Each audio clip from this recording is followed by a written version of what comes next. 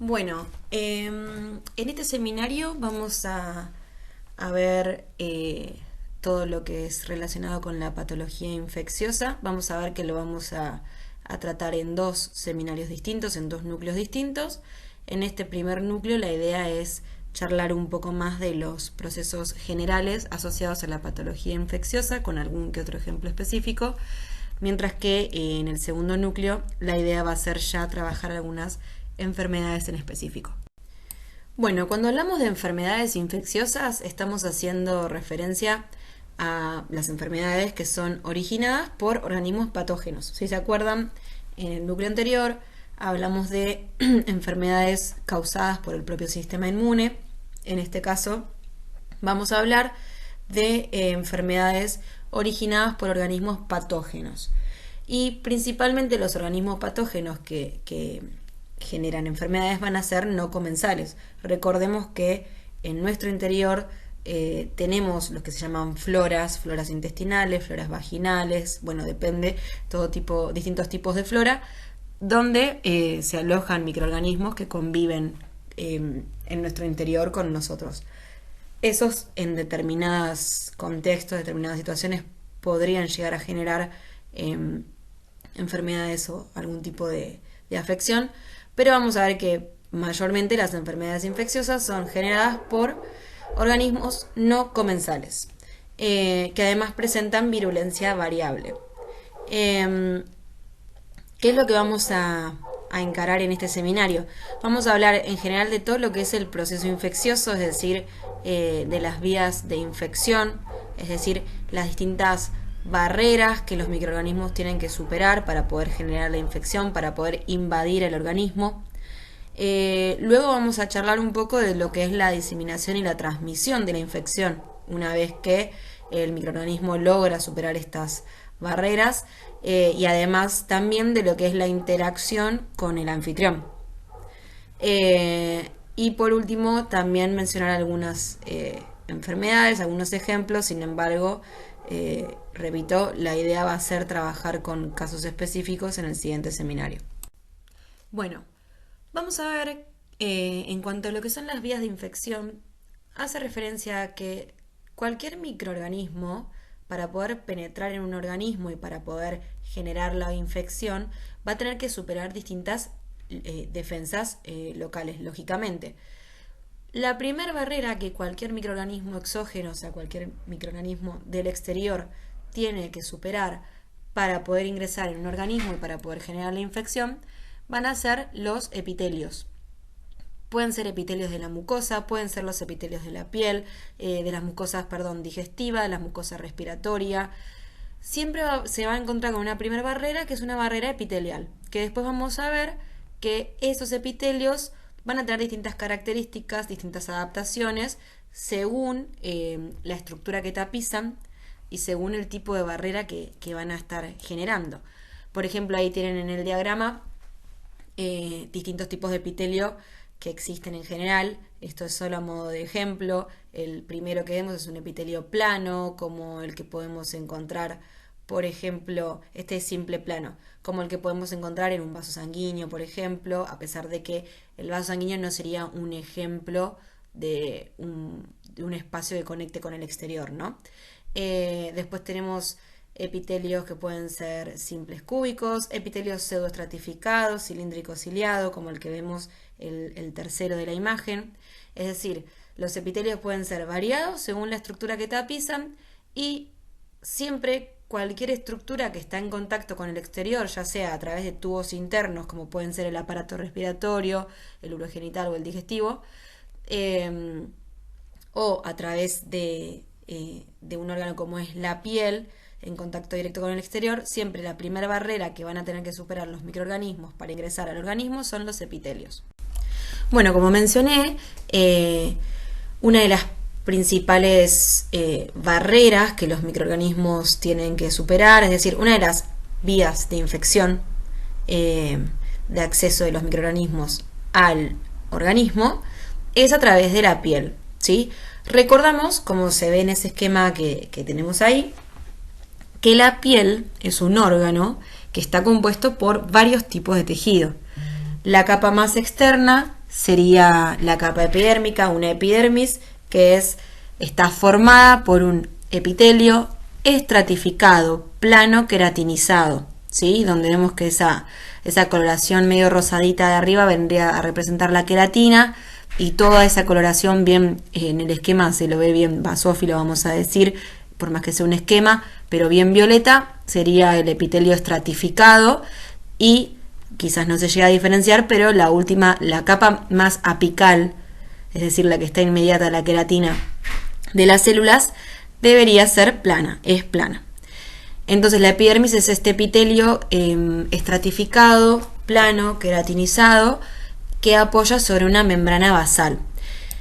En este caso, la epidermis actúa como una barrera mecánica. Este epitelio queratinizado funciona como una barrera mecánica, ¿sí? Además, tiene la capacidad de producir ácidos grasos y defensinas, que son dos tipos de sustancias que van a ayudar y a defender contra distintos microorganismos.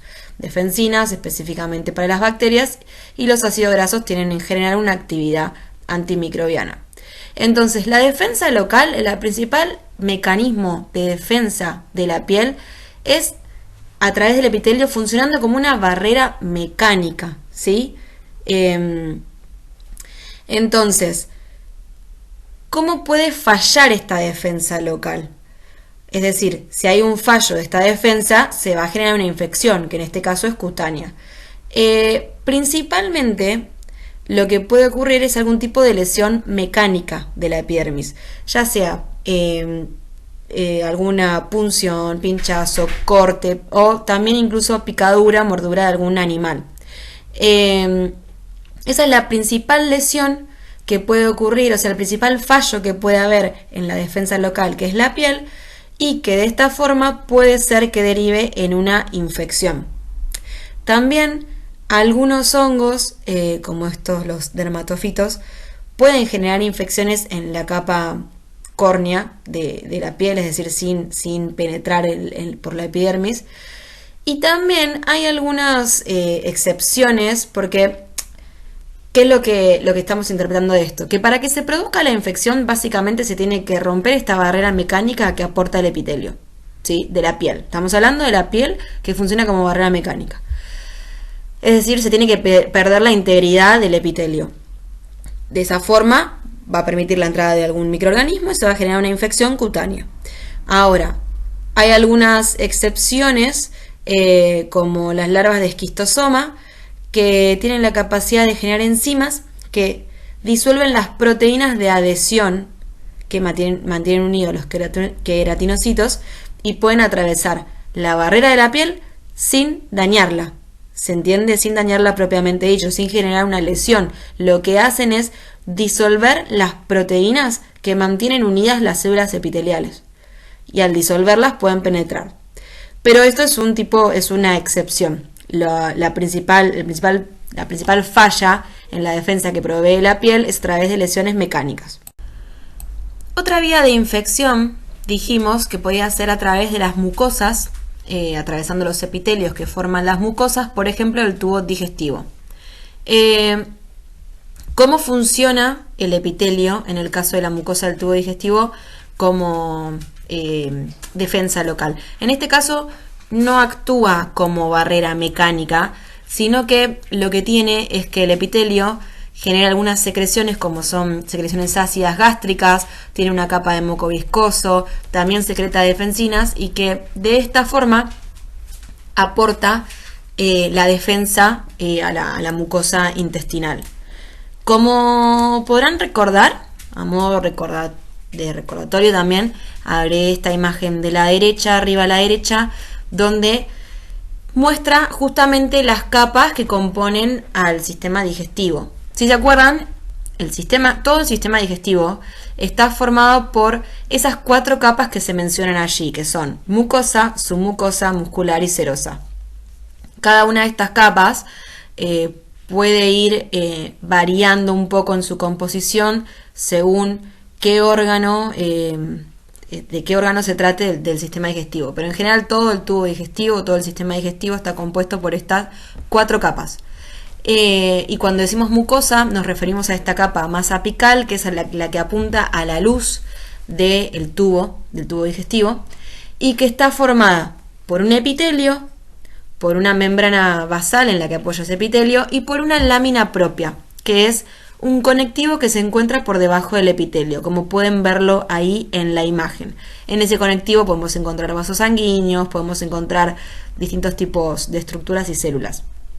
Ahora, esa mucosa, entonces, cuando hablamos de mucosa, es la que contiene el epitelio, que dependiendo de qué zona del tubo digestivo estamos hablando, son las características de este epitelio, pero lo importante es que por lo general, en este caso, por ejemplo, menciona que el epitelio tiene la capacidad de hacer secreciones ácidas gástricas, bueno, estaríamos hablando del estómago, también la capacidad de secretar defensinas antimicrobianas, y bueno, como les dije, que tiene una capa de moco viscoso. Todo esto es lo que aporta las defensas locales que provee el epitelio de la mucosa digestiva, del tubo digestivo. Además, también otro tipo de defensas es la presencia de enzimas pancreáticas y de sales biliares, la presencia de anticuerpos de inmunoglobulina A que van a ser producidos por tejidos linfoides que hay en la mucosa misma. También el peristaltismo es un ejemplo de defensa local que se presenta en el tubo digestivo, porque el peristaltismo, bueno, ahí se ve un video que si lo tienen en modo de presentación lo van a poder observar. Se conjuga la acción de los músculos longitudinales y circulares de la mucosa, de la capa muscular del tubo digestivo, y permite ese tipo de movimiento, que es el que se muestra en el video, debido a la combinación de la acción en ambas direcciones de los músculos, que se llama peristaltismo. ¿Y qué es lo que hace? Esto es como una acción mecánica de contracción muscular que evita que sobrecrezca de manera local distintos microorganismos. ¿Se entiende? Porque es como que se está ejerciendo constantemente una contracción muscular que evita el sobrecrecimiento en esas zonas de microorganismos. Casi como si fuese, como si los empujara, hablando mal y pronto, ¿no? Esta contracción. Por otro lado, también la flora intestinal normal es un tipo de defensa local, porque la flora intestinal lo que hace es generar un microentorno que impide que esa zona sea colonizada por otros organismos, ¿sí? Entonces, todos estos que tenemos acá listados son los tipos de defensas locales con los que se van a encontrar los microorganismos que quieran generar infección a través del tubo digestivo, ¿sí? El epitelio, que en este caso no va a funcionar como barrera mecánica como en el caso de la piel, las enzimas pancreáticas y las sales biliares, los anticuerpos IgA, el peristaltismo, la flora intestinal, son distintos tipos de defensas locales que vamos a encontrar en el tubo digestivo. Entonces, ¿qué ocurre si se logra vencer algunos de estos tipos de defensas locales que mencionamos en la filmina anterior? Bueno, se va a generar la infección, ¿sí? Entonces, cuando se vencen las defensas locales, se genera la infección. Los principales patógenos digestivos provienen de alimentos o de bebidas que están contaminadas con materia fecal. Y, lógicamente, si las condiciones higiénicas del entorno, del lugar o de la manipulación de los alimentos no son buenas, no son las correctas, esto se puede transmitir rápidamente.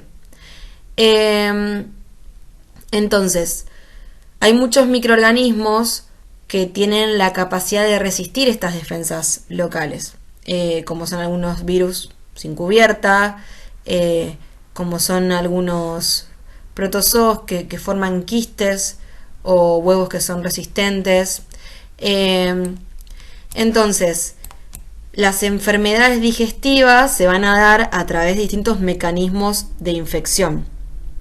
Por un lado, puede ser que determinados microorganismos se unan al epitelio intestinal, se reproduzcan en esta capa, en la capa mucosa, y en esa zona produzcan toxinas que van a generar la enfermedad. En este caso estamos hablando de un mecanismo de infección basado en la adhesión y proliferación local, ¿sí? Donde el microorganismo se une al epitelio, se reproduce y genera toxinas.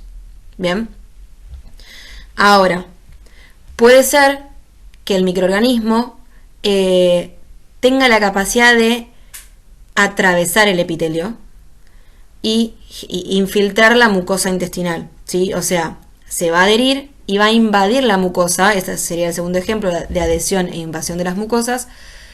Infiltra la mucosa intestinal. Recordemos de la filmina anterior que cuando yo digo mucosa no me refiero solo al epitelio, sino que al epitelio con su conectivo, con su lámina propia. Entonces hay algunos microorganismos que tienen la capacidad de atravesar ese epitelio, ingresar a la lámina propia y generar distintas ulceraciones, generar inflamación, incluso hemorragia.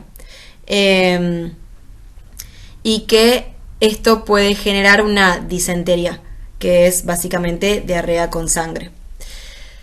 Después, otro mecanismo de infección que se genera en el caso de las enfermedades digestivas es, como dice la tercer fila de la tabla, el uso fraudulento de las vías de captación de antígeno del anfitrión. ¿A qué se refiere? Hace referencia a este proceso en el cual varios microorganismos, como por ejemplo los poliovirus, tienen la capacidad de usar los mecanismos de defensas del anfitrión, del huésped, para justamente ingresar al organismo. Es decir, es como si burlaran al sistema inmune, y tienen la capacidad de, por eso se le dice uso fraudulento, y tienen la capacidad de que el mismo sistema inmune lo termina introduciendo a través de los distintos mecanismos de defensa. Por ejemplo, algunas células epiteliales que tienen la capacidad de captar antígenos y transferirlos a los tejidos linfoides subyacentes. Bueno, hay muchos microorganismos que utilizan este mecanismo para ingresar al organismo. Es decir, aprovechan las defensas del organismo y luego vamos a ver que tienen la capacidad de resistir estas defensas y haber ingresado al organismo, al huésped. Bueno, como seguimos hablando de las vías de infección, mencionamos también que otra vía de infección es a través del aparato respiratorio, ¿sí? Lógicamente en aquellos microorganismos que se transmitan a través del aire, ¿sí? En cuanto a lo que es la barrera epitelial, vamos a ver que a lo largo del aparato respiratorio hay una gran variedad de estructuras con sus correspondientes epitelios según la función que cumplen. Esta tabla que está acá no es para que ustedes se la aprendan de memoria, sin embargo es algo que ya vieron en Arti 3 y es algo que está a modo de, como yo siempre les digo en clase, más allá que ustedes están viendo la patología, siempre es importante que entiendan la histología normal de lo que están viendo, ¿no? Entonces por eso insisto con esto de los tipos de epitelio, los tipos de tejido, para que vayan comprendiendo las características de las estructuras que estamos analizando, ¿sí? Entonces no es a modo de que se acuerden de memoria este cuadro, pero sí tener una idea general de cómo son los epitelios de las vías respiratorias. En general vamos a ver que las vías respiratorias presentan un epitelio pseudoestratificado, cilíndrico, ciliado, y es justamente así porque tiene la característica de sintetizar moco para barrer justamente microorganismos a través de los cilios. Hay algunas partes del aparato respiratorio que presentan otro tipo de epitelio, sobre todo aquellas que se continúan con las características, por ejemplo, de la piel. Por ejemplo, en el caso de la nariz, donde el vestíbulo nasal presenta un epitelio más similar al de la piel. Y que bueno, y recordar que a medida que se va armando el árbol tronquiobraquial, se va cambiando las características del epitelio, y por lo general, o sea, en general lo que ocurre es que se va haciendo cada vez más finito hasta llegar a los alvéolos, donde termina siendo simple plano con algunas células cúbicas. Esto, digo, es a modo de simplemente recordatorio de cuáles son las características del epitelio, de la barrera epitelial del aparato respiratorio. Bueno, cuando hablamos de la vía de infección respiratoria, lo que estamos diciendo, como dije en la filmina anterior, es que el microorganismo va a invadir, sí, a infectar justamente al huésped a través de la inhalación. Y en esa inhalación, el ingreso de los microorganismos es donde se van a encontrar con las defensas locales que provee la mucosa respiratoria, que está formada, que atraviesa todas las estructuras que fuimos mencionando en la filmina anterior. Entonces, ¿cuáles son las defensas locales que provee la mucosa respiratoria? Son dos tipos de defensas locales. Uno está asociado con el sistema de limpieza mucociliar y la otra está asociada con los macrófagos alveolares residentes.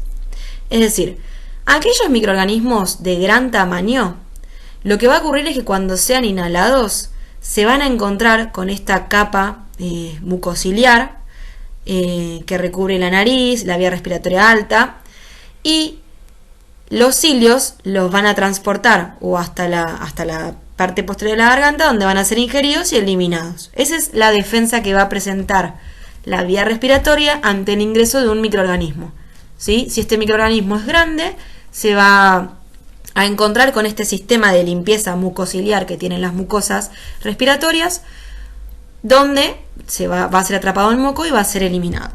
Ahora, cuando estos microorganismos son más pequeños, menores a 5 micras más o menos, van a tener la capacidad de penetrar hasta los alvéolos. Y en ese caso van a tener que enfrentar una segunda tipo de defensa, que es los macrófagos que se encuentran en los alvéolos, o también los neutrófilos que van a ser atraídos, ¿sí? Entonces, cuando estos microorganismos más pequeños lleguen hasta los alvéolos, van a ser fagocitados por los macrófagos alveolares o por los neutrófilos que son atraídos hasta allí por determinadas citocinas. Ahora, como siempre, si alguna de estas defensas locales falla, se va a generar la infección. Tenemos también distintas formas de falla de estas defensas, digamos, distintas formas en consecuencia que van a poder superar las defensas y generar la infección. Una forma es, por ejemplo, a través de la fijación y la penetración en las vías bajas y en la faringe, en donde, por ejemplo, con el virus de la gripe, hay algunos virus que tienen una cubierta con determinadas proteínas que se unen al ácido ciálico en la superficie epitelial de la mucosa y son introducidos a través de endocitosis. De esa forma es como este microorganismo penetra y se replica en el interior, ¿sí? Entonces, fijación y penetración en vías bajas y faringe hace referencia a esta capacidad que tienen algunos microorganismos de interactuar con las células epiteliales, que sean endocitados, que sean ingresados a través de endocitosis, generando de esta forma la penetración a través de la barrera de la mucosa y replicándose, ¿sí? Después, también lo que puede ocurrir es que, por ejemplo, algunos microorganismos que llegan hasta los alvéolos puedan resistir en una primera instancia la destrucción tras la fagocitosis, ¿sí? Entonces esta defensa local falla. El microorganismo alcanza los alvéolos, se encuentra con los fagocitos, con las células fagocíticas y resiste la fagocitosis. Entonces sobrevive en el interior de los macrófagos, ¿sí? Esto lo vamos a volver a charlar cuando veamos, por ejemplo, tuberculosis. Después también puede ser que las defensas locales o las sistémicas ya de por sí estén alteradas, por ejemplo, en algunos casos de fumadores o de pacientes con fibrosis quísticas, que justamente las condiciones alteran la defensa local y esto favorece a la infección. Y después, lógicamente, también el caso de inmunodeficiencia sistémica, que ante una inmunodeficiencia sistémica está favorecido el proceso de infección por determinados organismos, como por ejemplo algunos hongos en pacientes con SIDA, que tienen la capacidad de generar infección debido a que las defensas locales están suprimidas, digamos. Bueno, y por último, en cuanto a las vías de infección, dijimos que otras de las vías a través de las cuales se puede generar infección es a través del tracto urogenital. ¿Cuáles son las defensas que ofrece este tracto urogenital? Vamos a ver que están relacionadas con lo que es la micción, la flora vaginal normal, en el caso lógicamente de las personas con vagina, y de la integridad de la barrera epidérmica o epitelial. La micción actúa como defensa local porque justamente el vaciado regular lo que hace es, la micción básicamente puede arrastrar a los patógenos que buscan ingresar a través de la uretra. Vamos a ver que debido a simplemente un rasgo anatómico, las mujeres padecen infecciones urinarias 10 veces más que los hombres. Y en realidad simplemente tiene que ver con la longitud de la uretra, es decir, con la distancia que hay entre la vejiga urinaria y el exterior, que es mucho más corta en las mujeres. O sea, es más corto el recorrido que tienen que hacer los microorganismos para ingresar a través de la uretra. Bien, entonces la micción actúa como una defensa local, funcionando como haciendo un efecto de arrastre. Por lo cual, lógicamente, si hay algún tipo de obstrucción de este flujo urinario, puede aumentar la susceptibilidad a las infecciones a través del tracto urinario. Cuando hablamos de la flora vaginal normal, justamente en la vagina se encuentran lactobacilos, que lo que hacen es fermentar la glucosa.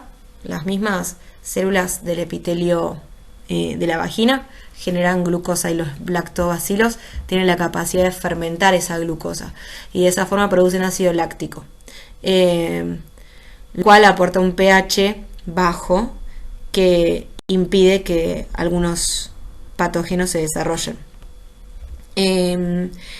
Hay muchos antibióticos que pueden destruir estos lactobacilos y permitir que sobrecrezcan, por ejemplo, levaduras, como es el caso muy conocido de candidiasis vaginal. Otra de las defensas locales que vamos a encontrar en el tracto urogenital es la integridad misma de la barrera epidérmica o epitelial. ¿Sí? En el cuello uterino, el cuello del útero, está recubierta por una mucosa escamosa, es decir, plana, que es resistente a la infección. Y hay veces que pequeños traumatismos pueden exponer a las células epiteliales inmaduras en fase de proliferación, brindando susceptibilidad a que sean infectadas por virus, por ejemplo, el papiloma humano. Bueno, y como resumen de las vías de infección microbiana, les agrego este cuadrito que no es para leerlo acá ahora, pero sí que está en el libro y que es literal, por ejemplo, lo que se pregunta en la guía y que, resume todo esto que venimos hablando de las distintas vías de infección a través de la que pueden ingresar los microorganismos, cuáles son las defensas con las que se van a encontrar en esas vías de infección, qué fallas pueden tener esas defensas y algunos ejemplos de patógenos que ingresan a través de esas vías de infección. También, a modo de agregado extra, hablar un poco de lo que es la transmisión vertical, en donde los microorganismos pueden ingresar al feto o al recién nacido a través de una transmisión vertical desde la madre, ¿sí?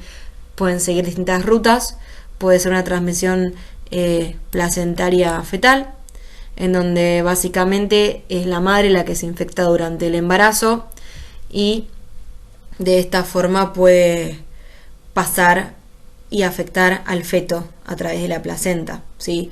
Y que lógicamente el efecto que tenga esa infección, la lesión que pueda generar, va a depender de la edad del feto, o sea, del momento del desarrollo en el cual se genera la infección, ¿sí? Un ejemplo, es la infección por rubéola, que el tipo de lesión, el grado de lesión que puede generar es distinto si se genera en el primer trimestre o si se genera en el tercer trimestre. Después también puede haber transmisión durante el parto, a través del canal de parto, y también puede ser postnatal a través de la leche materna. Bueno, vamos a ver que entonces una vez que los microorganismos logran superar todas estas defensas locales que venimos viendo que se dan a lo largo de las distintas vías de infección, bueno, una vez que logran superar estas defensas van a penetrar en el organismo y una vez allí van a tener la capacidad de diseminarse en todo el organismo. ¿Cuáles son los medios de diseminación? Puede ser a través de los vasos linfáticos, puede ser a través de la sangre o a través de los nervios, pero la principal o la vía más común es el sistema circulatorio, es a través de la sangre, que va a originar, por ejemplo, bacteremia, dependiendo cuál sea el agente, en donde a través de la sangre los microorganismos van a poder ir a órganos más lejanos. ¿Cómo circulan en la sangre los agentes patógenos? Pueden hacerlo libremente o pueden hacerlo en células sanguíneas, en el interior de células sanguíneas, como son los eritrocitos o los leucocitos, específicamente, no en las plaquetas, o eritrocitos o leucocitos. ¿Y qué consecuencia va a tener el hecho de que se diseminen a lo largo en todo el organismo? Lógicamente que va a depender de la virulencia que presente este agente patógeno. La viremia, la bacteremia, la fungemia, entonces estamos hablando de la presencia de esos agentes patógenos en sangre, ¿sí? En general, dependiendo de la virulencia lógicamente, pero en general va a conducir a enfermedades graves que pueden llegar a poner en peligro justamente la supervivencia de los organismos. De hecho, en este caso se va a generar un síndrome que es una respuesta inflamatoria sistémica, que incluye fiebre, incluye hipotensión, incluye coagulopatías, que pueden derivar en una insuficiencia multiorgánica y generar la muerte. Todo esto cuando hablamos de viremia, bacteremia, fungemia, ¿sí? Entonces, la diseminación a través de la sangre de los microorganismos puede llegar a generar justamente casos tan graves como ser una respuesta inflamatoria sistémica con una insuficiencia multiorgánica y que derive en la muerte. También destacar un concepto que es el concepto de tropismo, en donde algunos microorganismos tienden a alojarse en determinados órganos y tejidos, ¿sí? Se diseminan en el organismo porque tienen más atracción, por así decirlo, más tropismo justamente, por determinados órganos y determinados tejidos. Por ejemplo, algunos virus como la rabia, el poliovirus, las varicela, que tienen más atracción por el sistema nervioso. O algunos parásitos que tienen más atracción por los vasos sanguíneos, ¿sí? A eso se lo denomina tropismo. Bueno, lógicamente que una vez que un microorganismo ingresa en un hospedador, este hospedador tiene la capacidad de transmitirlo a otros hospedadores, ¿sí? Pero esto va a depender de varias cuestiones, principalmente en realidad de 3 cuestiones: de la estrategia de salida del microorganismo, del tiempo y de la resistencia del mismo en el ambiente.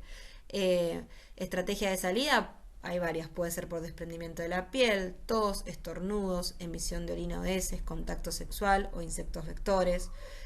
El tiempo hace referencia justamente al tiempo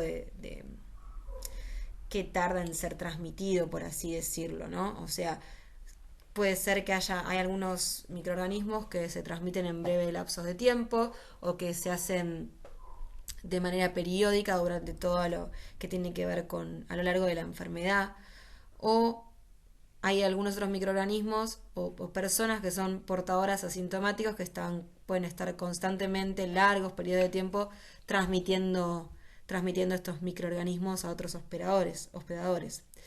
A su vez también, lógicamente, que una vez que el microorganismo es, por ejemplo, liberado al exterior, depende de su capacidad de resistencia en el ambiente para llegar a infectar al siguiente huésped. Hay microorganismos que por ahí resisten altamente en el polvo, en los alimentos, en el agua, pero después, por ejemplo, hay algunos patógenos que no sobreviven mucho tiempo en el exterior. por lo cual para transmitirse la transmisión tiene que ser rápida. Entonces estos tres factores van a determinar la capacidad de transmisión de un microorganismo a otros hospedadores. ¿Y cuáles son los principales mecanismos de transmisión que presentan los microorganismos? Vía respiratoria, fecal oral o sexual. Que si se ponen si lo analizan un poco, tiene relación justamente con las vías de infección que mencionamos previamente. ¿Sí?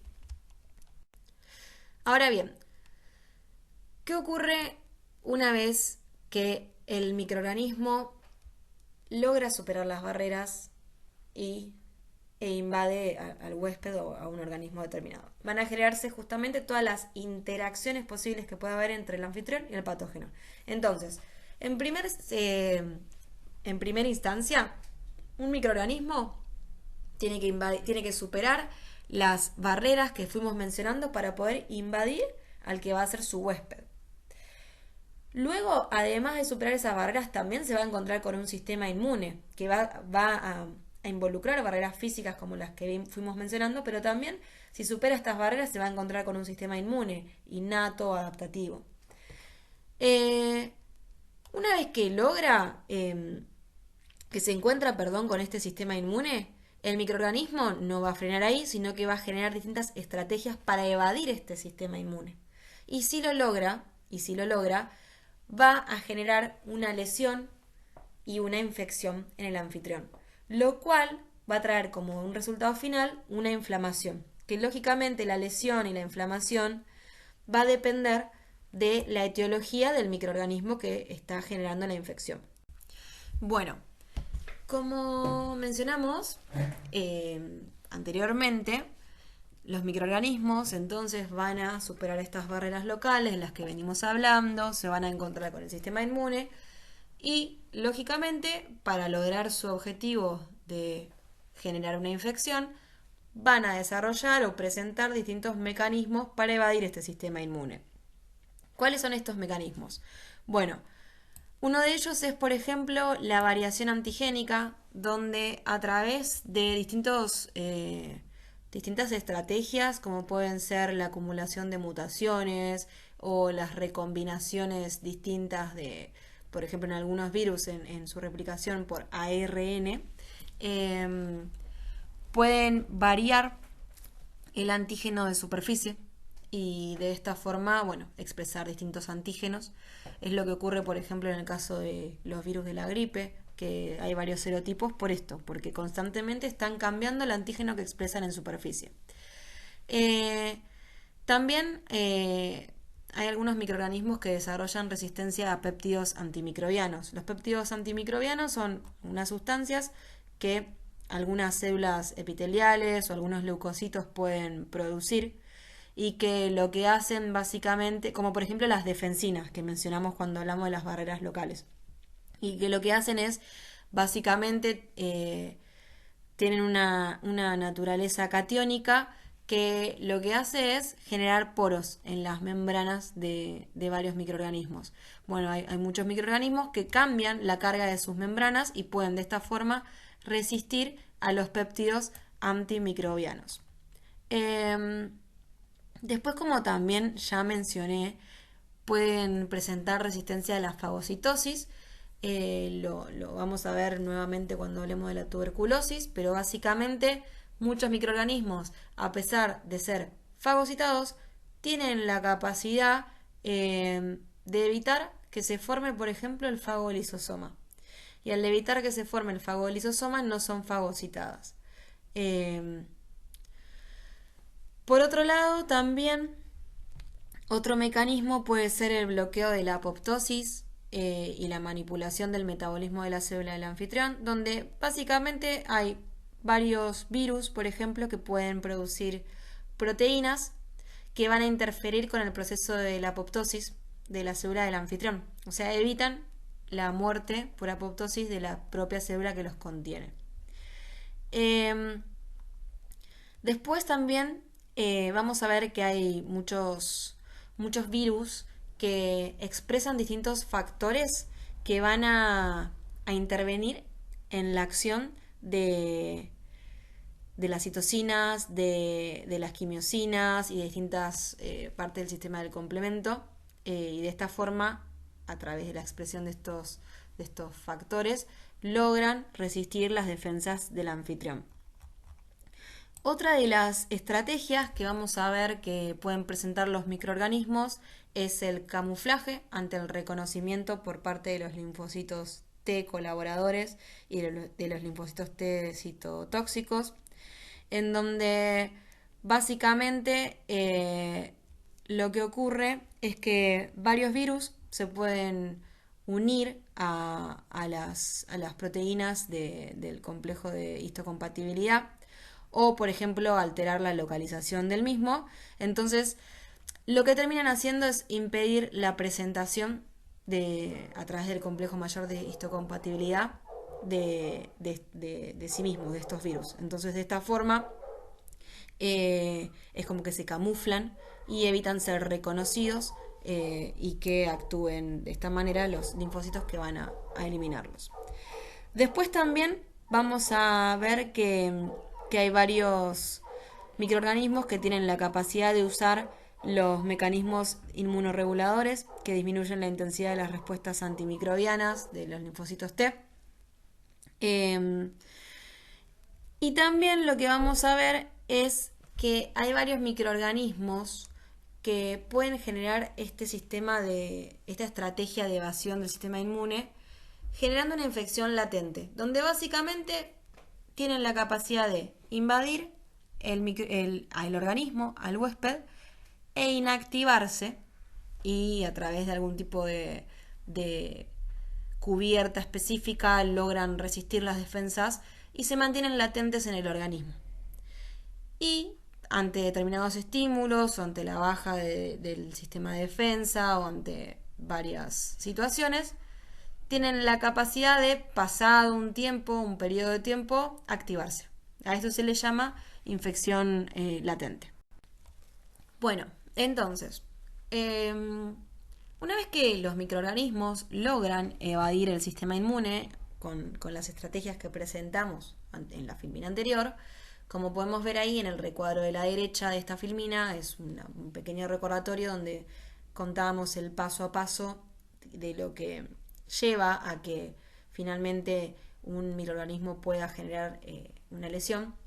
Entonces, siguiente al paso de evasión del sistema inmune, justamente cuando logra evadirlo, va a ocurrir la lesión, ¿sí? O sea, la infección y la lesión. El microorganismo va a poder penetrar al huésped, va a evadir su sistema inmune y va a generar, cuando logra evadirlo, genera una infección y una lesión.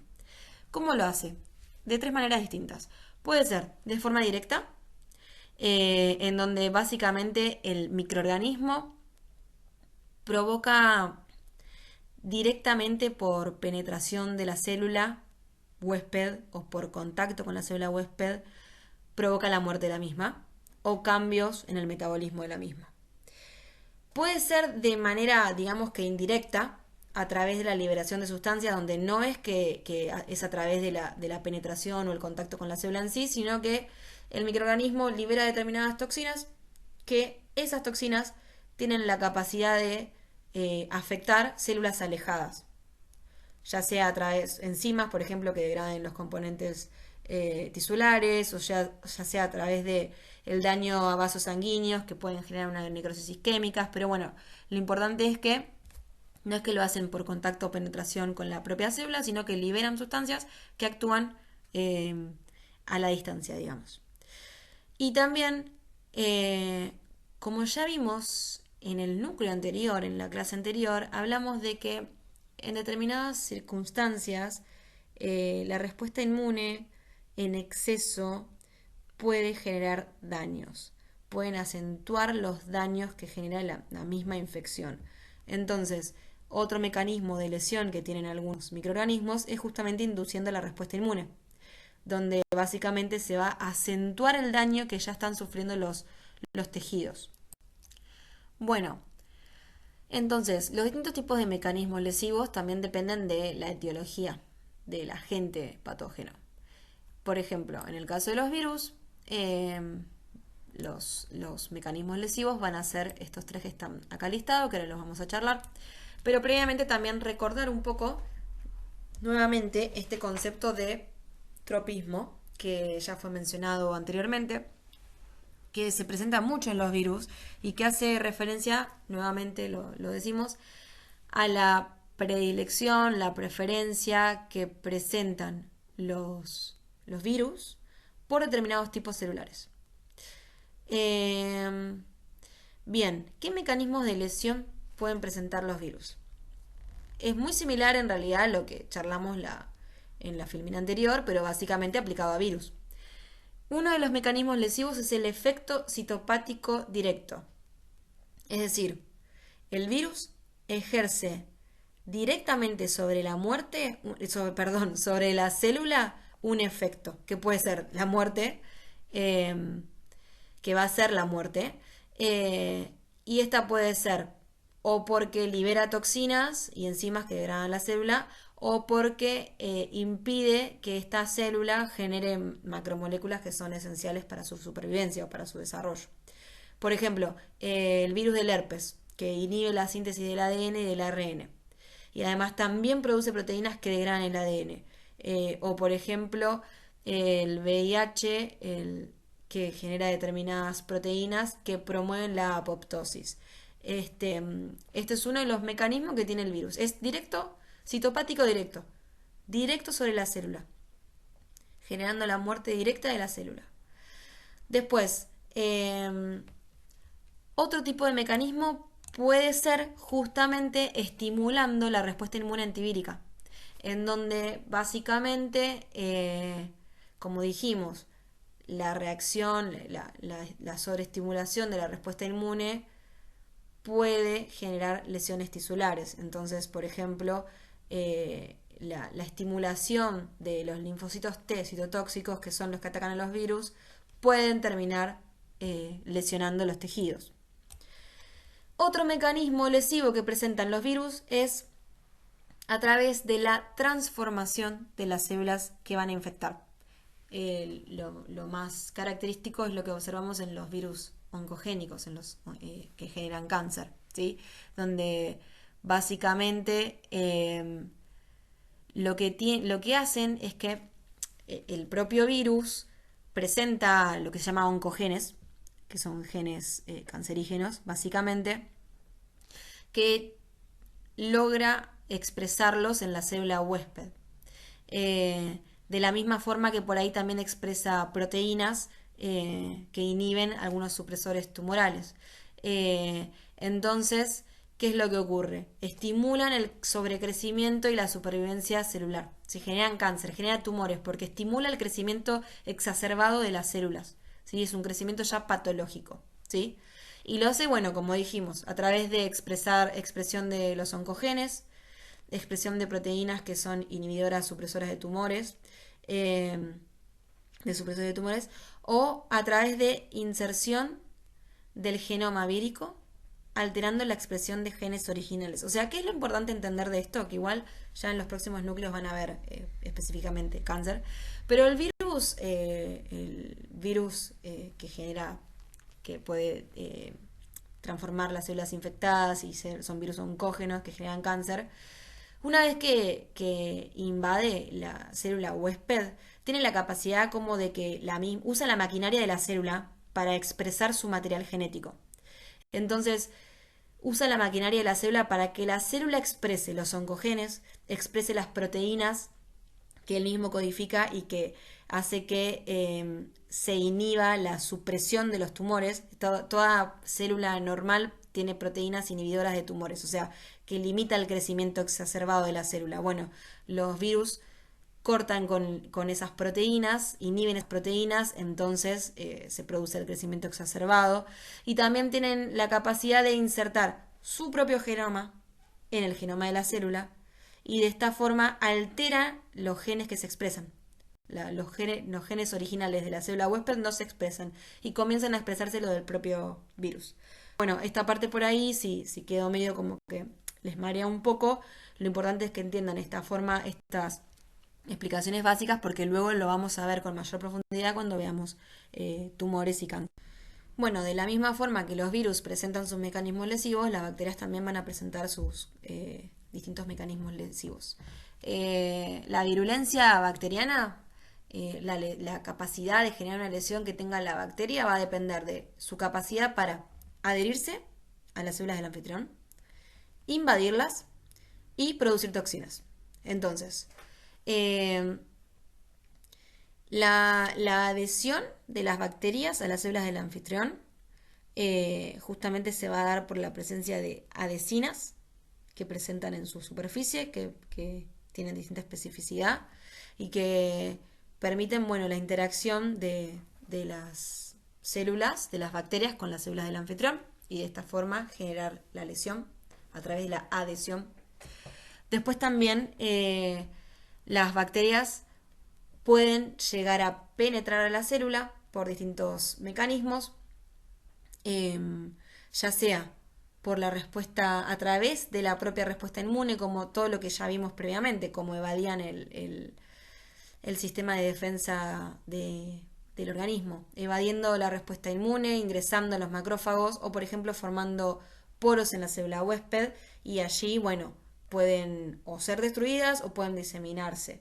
Esa es otra de los mecanismos lesivos que tienen las bacterias, ¿sí? Ingresando al interior de la célula a través de estas estrategias que están acá mencionadas. Y después también a través de la generación de toxinas bacterianas, que pueden ser endotoxinas o exotoxinas.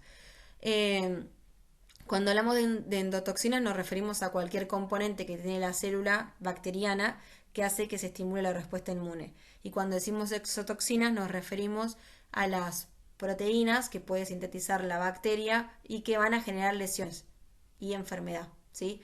Pueden ser enzimas, pueden ser neurotoxinas, pueden ser superantígenos, ¿sí? Pero todas estas sustancias que puede generar la bacteria que contribuye a la enfermedad, ¿sí? Entonces, estos son los tres tipos de mecanismos lesivos que presentan las bacterias. A través de la adhesión a las células del anfitrión, a través de la penetración intracelular o a través de toxinas, de la generación de toxinas bacterianas. Bueno, y vimos entonces que el último de los pasos en este proceso de infección de los microorganismos, luego que logran generar una lesión, logran superar las barreras, las principales barreras, las barreras de defensa, generan la infección, bueno, generan la lesión.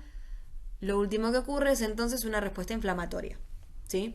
En donde básicamente frente a las infecciones, los organismos van a generar 5 patrones distintos, histológicamente hablando, de reacción a las infecciones. Vamos a tener inflamación supurativa o purulenta, inflamación mononuclear y granulomatosa, reacción citopático-citoproliferativa, necrosis tisular, inflamación crónica y cicatrización. Estos 5 patrones de reacción son los que se generan, son los distintos tipos de respuesta inflamatoria que puede desarrollar el huésped ante una infección, ante un microorganismo que logró superar todas las barreras de defensa y generó una lesión. ¿Cómo es la inflamación supurativa o purulenta? Básicamente es el tipo de inflamación en lo que se termina formando pus.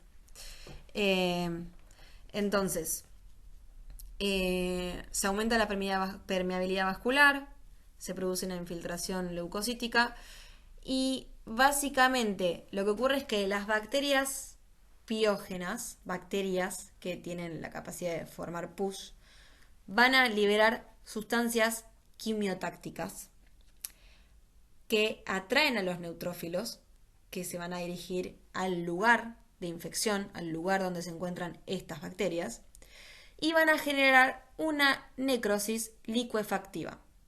Recuerden acá, hagan como una regresión a las primeras clases donde hablábamos de los distintos tipos de necrosis. Bueno, en este caso, las bacterias piógenas, o sea, las formadoras de pus, atraen neutrófilos y se termina generando una necrosis licuefactiva tisular que forma una masa de neutrófilos muertos, ¿sí? Eso entonces va a ser el paso a paso que genera una inflamación purulenta, supurativa, que forma pus. Em, Esto puede tener distintos tamaños, ¿sí? Desde microabscesos chiquitos hasta llegar a afectar, por ejemplo, lóbulos pulmonares completos en la neumonía. Eh, bueno, y les fui agregando algunas fotitos que están en el libro, ¿sí? Donde vemos justamente una abundante, en esta foto vemos una abundante infiltración de neutrófilos. Recuerden, todos los puntitos basófilos van a ser neutrófilos abundantes, que bueno, estos van a poder generar entonces una necrosis licuefactiva. Bueno, en la inflamación mononuclear y granulomatosa básicamente hace referencia a este tipo de inflamación cuando que en el caso de la inflamación mononuclear es aquella que se da por justamente la presencia de células mononucleares. Células mononucleares, ¿a qué nos referíamos? A linfocitos, a monocitos o células dendríticas. Bueno, pueden variar, por ejemplo, que sean linfocitos o plasmocitos, ¿sí? Pueden generar entonces el infiltrado de este tipo, de un tipo celular mononuclear, genera inflamación mononuclear. Por ejemplo, en la imagen se ve justamente una acumulación de células plasmáticas debido a una lesión secundaria por sífilis. En la inflamación granulomatosa es un tipo especial de inflamación mononuclear, en donde básicamente lo que ocurre es que se forma un granuloma, o sea, estas células se organizan formando un granuloma, ¿sí? Se acumulan y se agregan los macrófagos que se denominan células epitelioides, se fusionan, dan lugar a células gigantes y se organizan en una zona que se llama granuloma, ¿sí?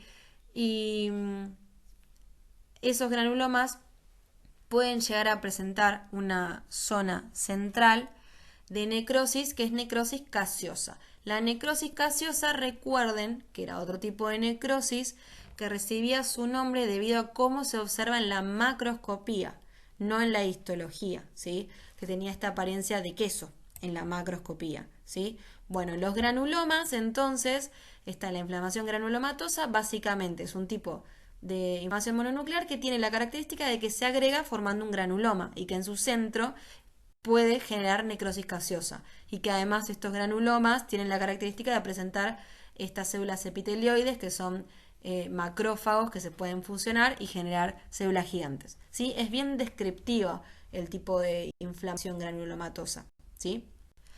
Bueno, otro tipo de reacción que se va a generar en el organismo ante la infección, por ejemplo en el caso de los virus, puede ser esta reacción citopático-citoproliferativa. Citopática hace referencia a el hecho de la capacidad de algunos virus de justamente invadir las células y generar cambios, ya sea, por ejemplo, generando cuerpos de inclusión y fusión celular que va a generar células multinucleadas más grandes. Entonces, citoproliferativa hace referencia a la capacidad de algunos virus de replicarse en el interior de las células. Entonces, a ver, el virus va a invadir la célula y en su interior se va a replicar, por eso es citoproliferativa. Y va a formar cuerpos de inclusión y además va a promover la fusión de las células que va a dar lugar a células multinucleadas, por eso es citopática, ¿sí? Entonces, este tipo de reacciones suele ser producida por virus, como dijimos, y bueno, ¿y qué es lo que va a generar? Puede generar necrosis o puede generar justamente proliferación celular con pocas células inflamatorias, ¿sí?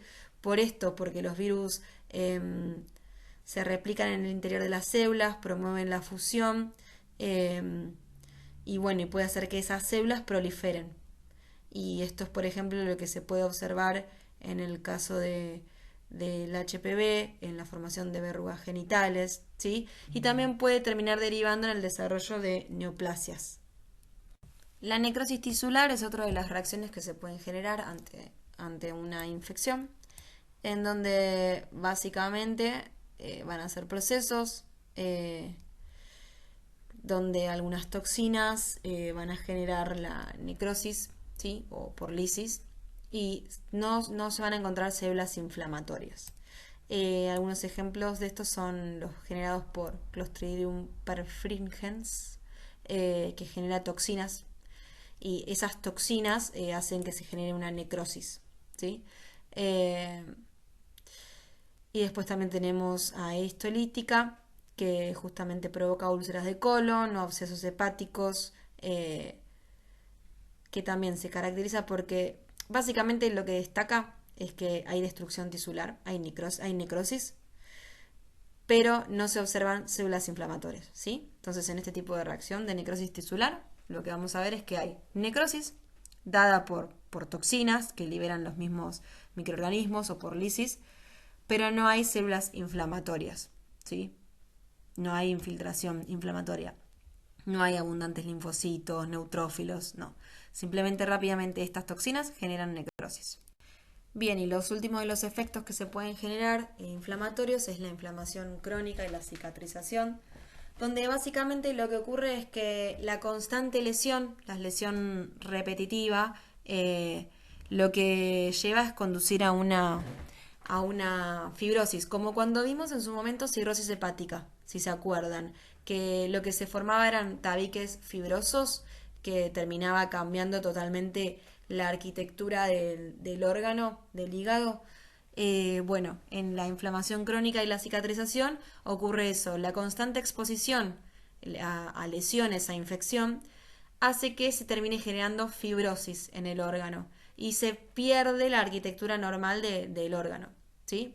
Por ejemplo, bueno, justamente infecciones crónicas por el virus de la hepatitis B que puede llevar a una cirrosis hepática, como ya vimos, cirrosis en su momento.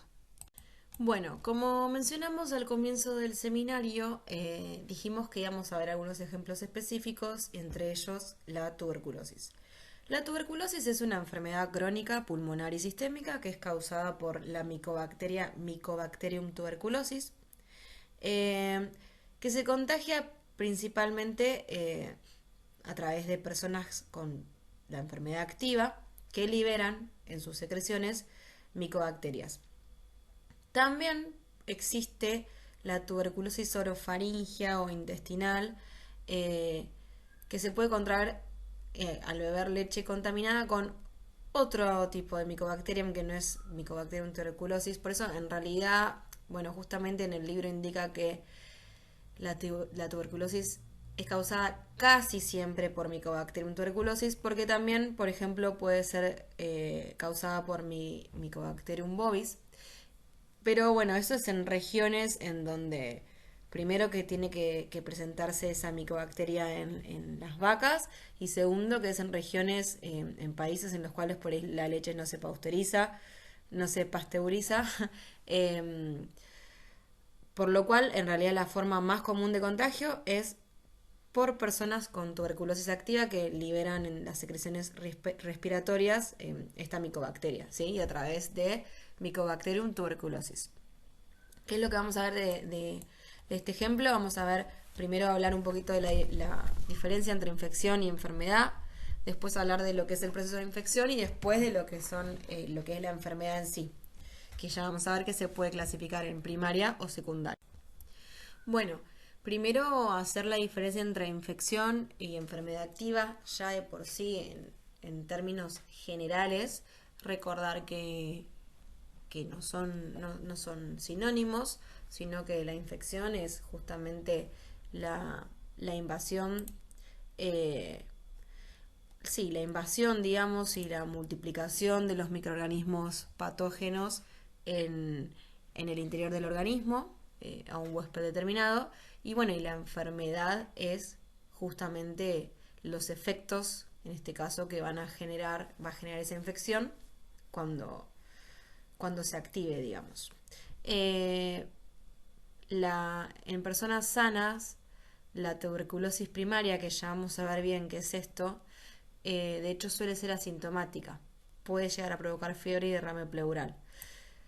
Generalmente, la única consecuencia que tiene la infección por la tuberculosis es un nódulo pulmonar fibrocalcificado que se concentra en el punto de infección. y que permite que queden albergados los microorganismos en estado latente por décadas. Y después, cuando las defensas inmunes se debilitan, bajan, esta infección puede reactivarse y puede dar lugar a la enfermedad en su forma transmisible y letal.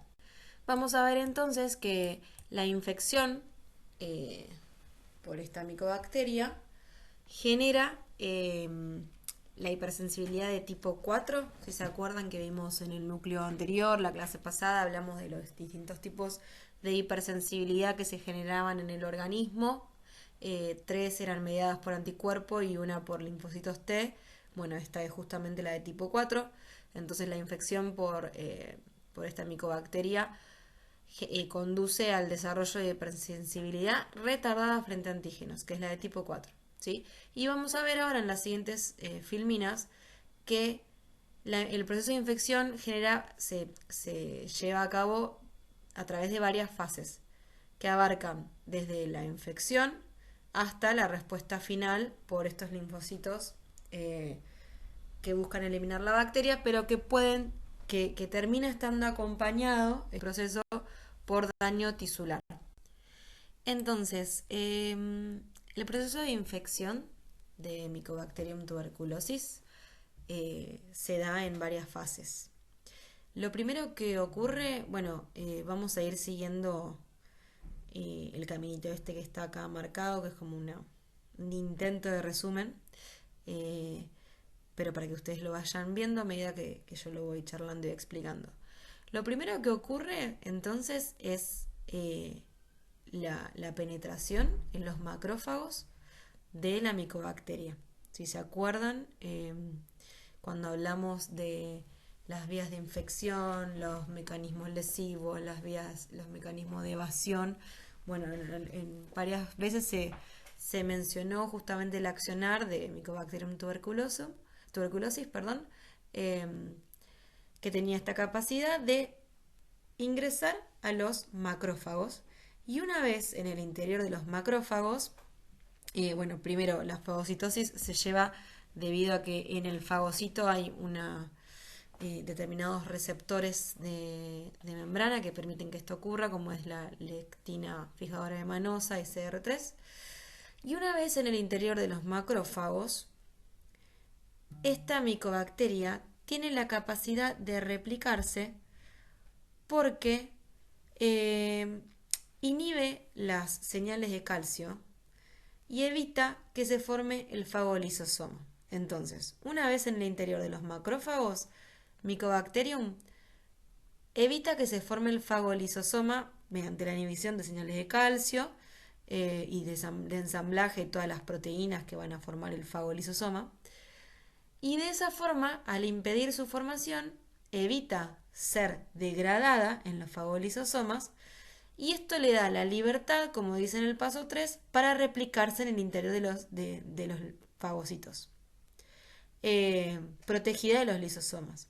Bien, entonces, de esta manera, lo que hace la micobacteria es proliferar en los macrófagos alveolares y en los espacios aéreos pulmonares. Ahora, una vez en el interior de los macrófagos, ese macrófago va a pasar a sangre, va a continuar su circulación y se va a producir la bacteriemia y la diseminación. A lo cual esto va a desarrollar la respuesta inmune. No es que, no es que Mycobacterium penetra en los macrófagos, burla el sistema inmune y listo. Y queda ahí y el sistema inmune no reacciona nunca más. No, al producirse la bacteremia, lógicamente actúa el sistema inmune porque detecta la circulación de este agente patógeno extraño, entonces se activa el sistema inmune y lo hace, como dijimos previamente, a través de una respuesta mediada por linfocitos TH1. Esos linfocitos TH1, entonces vamos por el paso 6, básicamente van a liberar interferón gamma, ¿sí? Entonces, este interferón gamma va a actuar sobre los macrófagos, que en el paso 7 básicamente lo que van a generar es activarse. ¿Sí? El interferón gamma activa los macrófagos. ¿Qué macrófagos?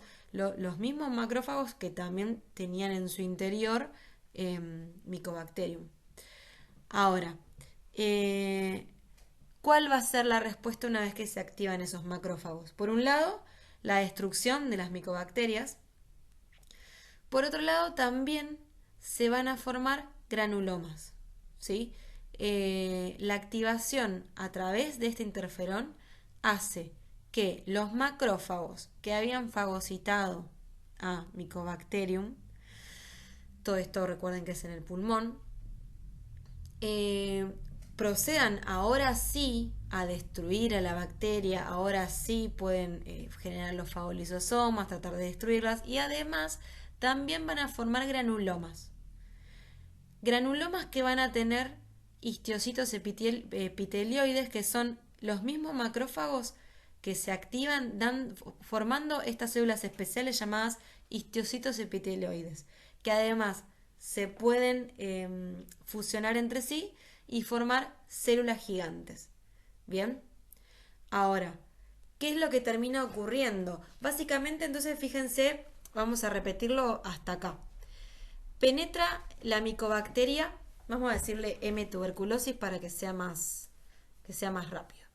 Penetra M. tuberculosis en los macrófagos y en su interior tiene la capacidad de evitar que se forme el fagolisosoma y de replicarse. Cuando se replica en el interior, entonces comienza a proliferar en estos macrófagos y se genera bacteremia, porque el macrófago sigue su camino por la circulación y se genera bacteremia. Esto es detectado por el sistema inmune que envía una respuesta inmune asociada, que es la que dijimos que se asocia con la hipersensibilidad de tipo 4. Entonces, es mediada por linfocitos TH1. Esos linfocitos van a liberar un interferón llamado interferón gamma, que ese interferón va a actuar sobre los macrófagos. ¿Y qué es lo que va a hacer? Los va a activar. Esa activación, el resultado que va a traer es la destrucción de las micobacterias, porque ahora sí que se pueden formar los fagolisosomas, la organización de estos macrófagos formando granulomas, la diferenciación de los mismos en histiocitos epitelioides y la fusión de estas células, que da origen a células gigantes.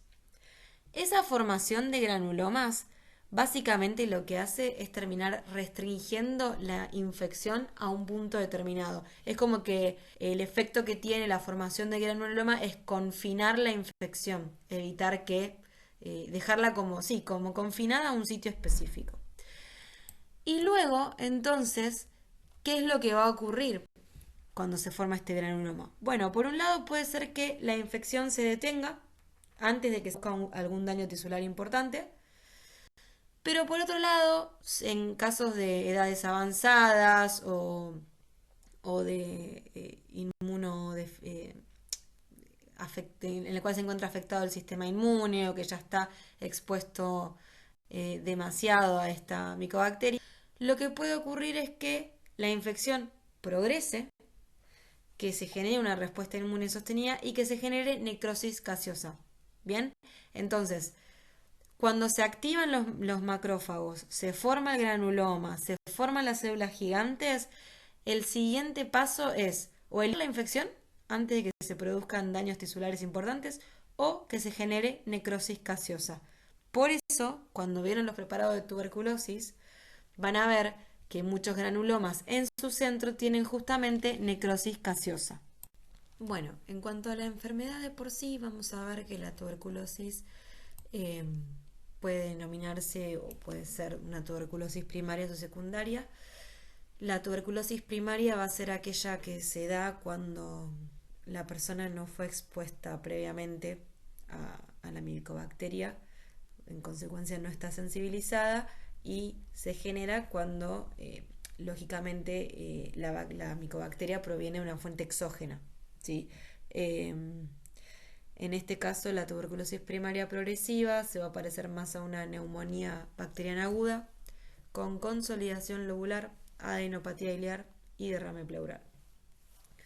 La tuberculosis secundaria, por otro lado, es la forma de la enfermedad que se da cuando el anfitrión, el huésped, sí fue previamente sensibilizado. ¿Sí? No es la primera vez en la que se expone. Se puede dar poco tiempo después de la primaria o, en general, muchos años después.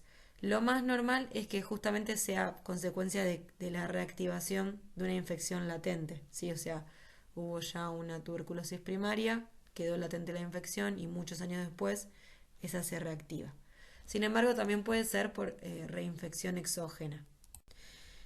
¿Qué alteraciones morfológicas se pueden encontrar en la tuberculosis primaria?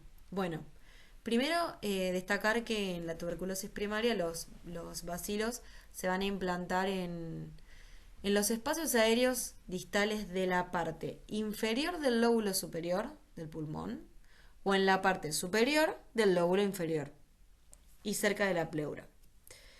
Se va a generar en la zona de inflamación, en el pulmón, justamente una zona de inflamación que es grisácea, que tiene 1,5 centímetros de consolidación, que puede sufrir necrosis gaseosa. A ese foco, a esa zona inflamada, así grisácea, con necrosis gaseosa, se la llama foco de Ghon.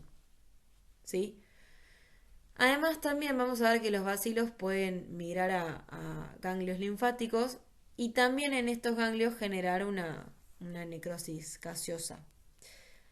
El conjunto de estas dos tipos de lesiones, la lesión parenquimatosa pulmonar con el foco de Ghon y la implicación de los ganglios linfáticos con la necrosis gaseosa también, se denomina complejo de Ghon. ¿Sí? En las primeras semanas de la enfermedad se puede generar diseminación linfática y hematógena, como ya vimos cuando vimos todo el paso a paso de la infección.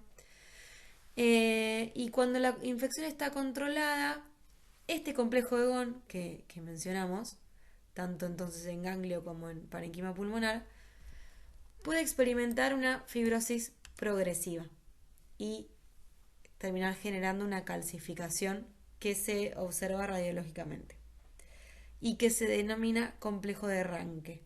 ¿Sí? Complejo de Ranke, entonces cuando este complejo de Ghon experimenta fibrosis y se calcifica. En cuanto a la histología que se va a observar en el caso de una tuberculosis primaria, vamos a ver que vamos a encontrar justamente una reacción inflamatoria granulomatosa en las zonas que están implicadas, que va a hacer que se formen centros gaseosos o, digamos, granulomas o tubérculos, se le dice, gaseosos y no gaseosos, como vimos, que pueden generar necrosis gaseosa o no. Y que son estas granulomas, estos tubérculos son de tamaño microscópico. Solamente lo podríamos ver macroscópicamente si se unen entre sí y dan una estructura, un aglomerado más grande.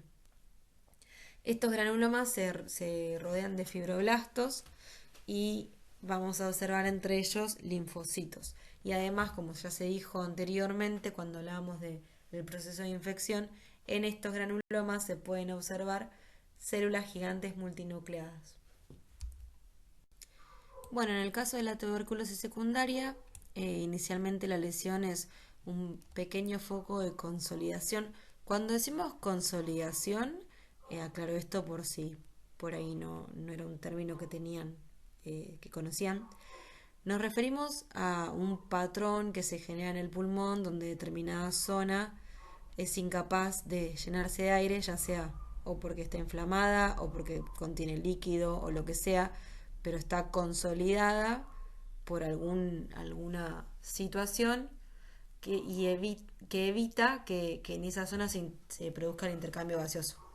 Entonces, volviendo a esto, la lesión inicial en la tuberculosis secundaria puede ser un pequeño foco de consolidación, que es más pequeño, menor a 2 centímetros, cerquita de la pleura apical, que están bien delimitados, bien consistentes, con un color que va entre blanco, grisáceo y amarillo, y con distintos grados de caseificación central y fibrosis periférica, o sea, necrosis caseosa en el centro y fibrosis periférica.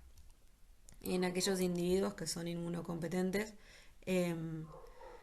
este foco parenquimatoso va a ir encapsulándose a través de una cápsula fibrosa justamente, dando lugar a cicatrices fibrocalcificadas.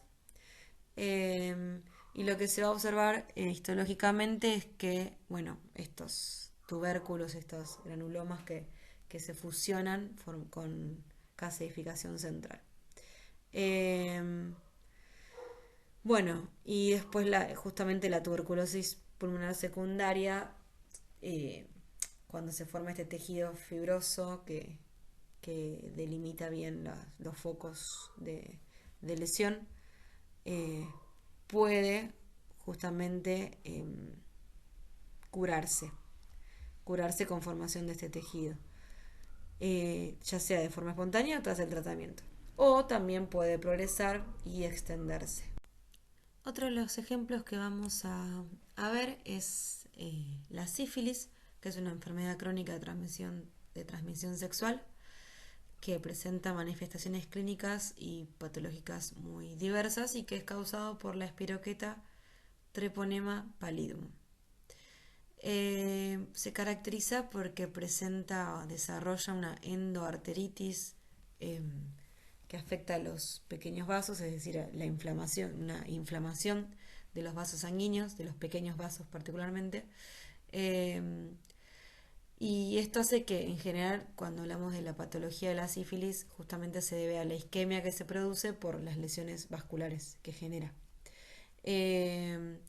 La respuesta inmune ante esta enfermedad logra reducir la carga bacteriana de la misma, puede generar la curación de las lesiones locales, pero no logra eliminar del sistema, o sea, la infección sistémica. Vamos a ver que la sífilis, al igual que en la tuberculosis, la sífilis también se va a clasificar en distintos tipos, que son la sífilis primaria, la secundaria y la terciaria. La sífilis primaria es la que comienza a 3 semanas desde la infección. La primera lesión que aparece se denomina chancro, que es como justamente una lesión rojiza, elevada, dura, que se da en el punto en el cual el treponema invadió la estructura, el órgano que haya invadido, ya sea el pene, el cuello uterino, la pared vaginal, el ano.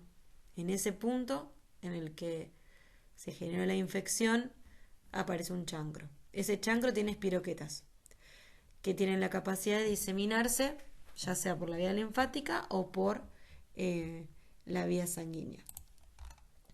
Luego, la sífilis secundaria es aquella que inicia entre 2 y 10 semanas después de que apareció el chancro primario. Van a aparecer lesiones superficiales indoloras en la piel y en las mucosas. Vamos a ver en las palmas de las manos o en las plantas de los pies lesiones cutáneas maculopapulares que vienen a ser como protuberancias con manchas, lesiones que pueden ser también escamosas o pueden ser pustulosas, o sea, con pus. Además, en las regiones húmedas de la piel, como son la zona anogenital o la cara interna de los muslos, se pueden presentarse con dilomas planos. Es como si fuesen verruguitas planas. También la mucosa oral y faríngea y genital puede presentar erosiones superficiales y además puede estar acompañada por adenopatías, o sea, agrandamiento del tamaño de los ganglios, febrícula, malestar y pérdida de peso.